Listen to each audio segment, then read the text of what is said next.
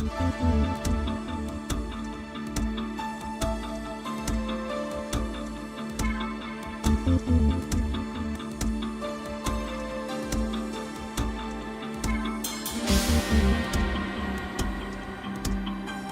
Monsieur Duboc, donc merci beaucoup d'avoir accepté d'être interviewé pour la revue Cordiam.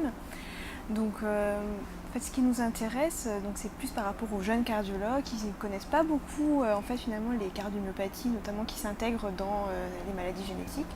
Donc vous êtes en fait un expert, donc en fait on voudrait déjà savoir un peu comment vous avez construit votre carrière, comment vous êtes venu en fait vous êtes intéressé à ces maladies et à leurs atteintes cardiaques, notamment par exemple les maladies mitochondriales.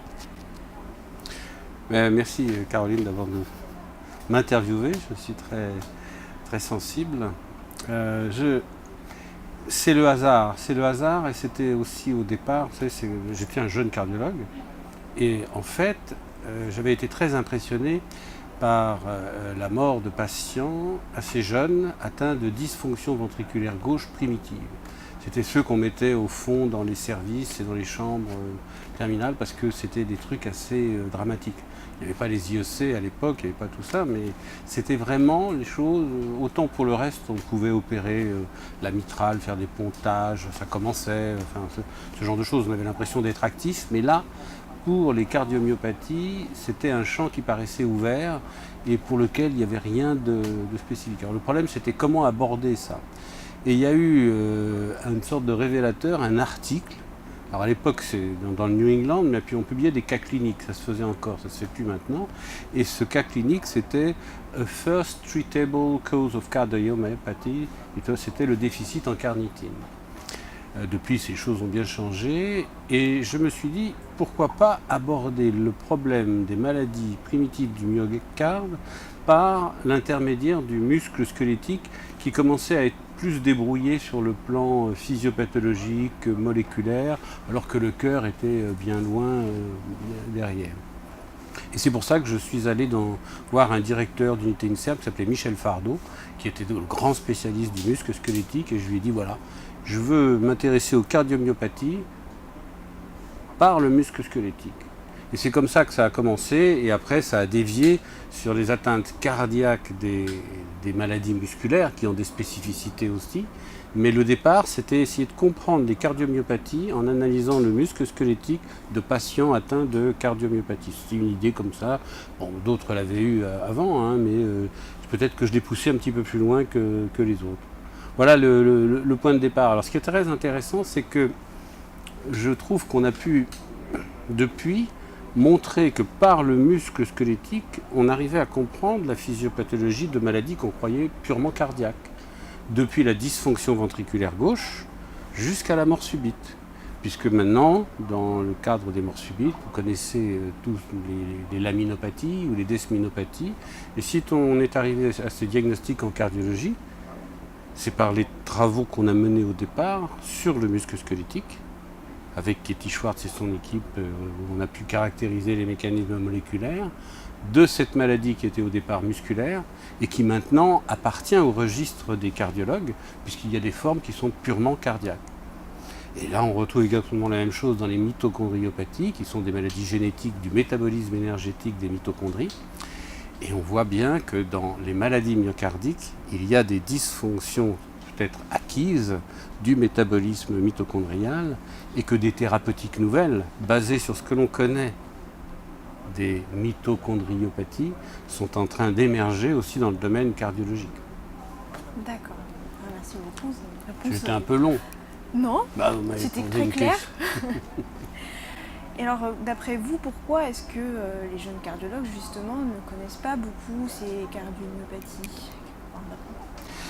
Mais parce que ça ne fait pas partie de l'enseignement. Disons que on le fait après son clinica, quand on s'y intéresse spécifiquement. Parce que les jeunes cardiologues en formation, effectivement, ont très peu de choses là-dessus, sauf quand on parle de génétique et de maladies cardiaques. Alors, on parle du Brugada, par exemple, quand vous savez maintenant que dans la maladie de Steinert, qui est une maladie musculaire, le syndrome de Brugada est 40 fois plus fréquent que dans la maladie, que dans la population générale, et que ce syndrome de Brugada, il est lié à des dysfonctions du canal sodique par le même mécanisme moléculaire qui est responsable de la maladie de Steinert. Donc ça ouvre un nouveau champ dans l'expression du Brugada dans la population générale. Donc c'est en train de se faire, hein. Je pense que c'est en train de se faire. Ça va devenir une petite partie de la cardiologie, mais qui va être rattachée à la génétique des maladies myocardiques. Ça se fait de plus en plus, et maintenant les frères Brugada commencent à parler de maladies neuromusculaires avec un syndrome de Brugada. C'est quelque chose.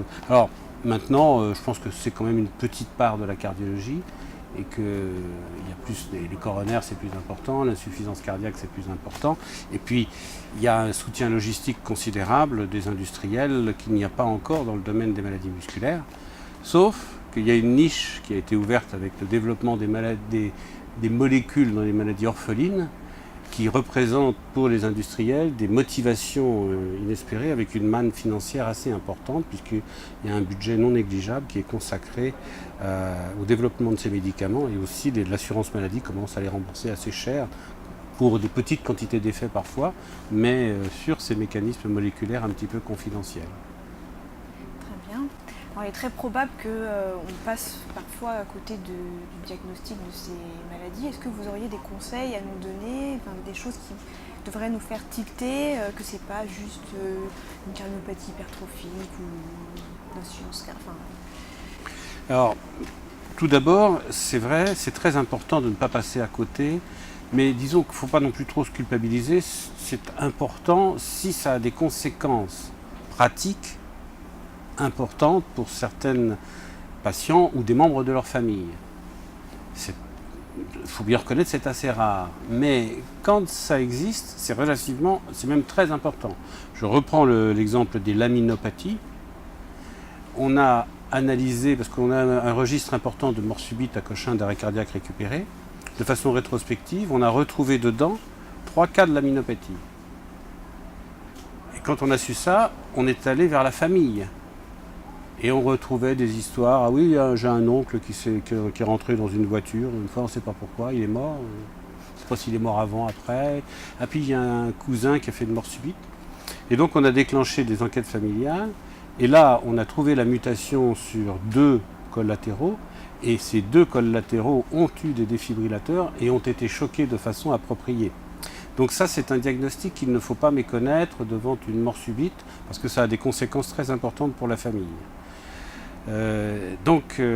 Quand est-ce qu'il faut penser à une maladie musculaire? Quand il y a des signes musculaires, quand il y a un contexte familial de mort subite ou d'implantation de stimulateurs cardiaques précoces. Ça aussi, c'est quelque chose que l'on voit fréquemment dans les laminopathies ou dans le Steinert. On retrouve « Ah ben oui, mon grand-oncle, il a eu un pacemaker, il avait 40 ans, on ne sait pas pourquoi. » Donc ce genre de choses, des enzymes musculaires élevées ou des douleurs musculaires, puis tout simplement un examen neurologique extrêmement simple. On demande aux gens de marcher sur la pointe des pieds, sur les talons, d'étendre leurs bras, de faire ça, et puis s'ils le font normalement, un cardiologue déjà peut sortir la tête haute en disant il n'y a pas grand chose, mais s'il y a des petites choses, il ne faut pas hésiter à référer à des gens qui s'intéressent à ça. Alors ils sont actuellement peu nombreux, mais le maillage est en train de se faire en France à cause des centres de pathologie, de référence de pathologie musculaire, où les cardiologues maintenant commencent à se former en maladies musculaires et en maladies neurologiques. Ils connaissent bien cela. Très bien. Alors on va terminer l'interview par une autre question pratique. Donc, vous êtes un cardiologue éminent dont la réputation ne nous est plus à faire. Qu'est-ce que vous aurez comme conseil, un conseil à donner justement aux jeunes cardiologues dans leur pratique quotidienne? Un conseil à donner, un conseil à donner aux jeunes cardiologues, c'est de connaître la médecine. C'est-à-dire que d'être un hyper spécialiste est très très bon dans son domaine, mais d'avoir aussi une idée transversale des patients, parce que de plus en plus la polypathologie est très importante, notamment avec le vieillissement de la population, et on sort tous les jours les études. Maintenant, vous savez, quand on discute dans les staffs, c'est on vous sort les evidence-based medicine, les études. Et quand vous regardez les patients qui sont dans les études, ce ne sont pas tous ceux que l'on voit en pratique. Ils sont souvent éliminés parce que les cancéreux, on n'en a pas. Celui qui a une insuffisance rénale sévère, on n'en a pas. Et or, ceux-là, on les voit. Donc il faut garder une vue transversale des patients et ne pas appliquer son raisonnement de l'evidence-based medicine qui vous dit qu'il faut mettre un DEF à un tel, il faut donner tel médicament à tel autre, parce qu'il faut tenir compte de la transversalité des choses. Et pour faire de l'evidence-based medicine, il faut avoir des patients homogènes, et c'est très bien, mais les patients homogènes ne sont pas forcément ceux qui sont en face de vous et qui vous demandent à vous de lui appliquer la médecine qui est non pas l'evidence-based medicine, mais l'individualized-based medicine sur mon cas à moi. Très bien. Merci beaucoup. C'était un plaisir.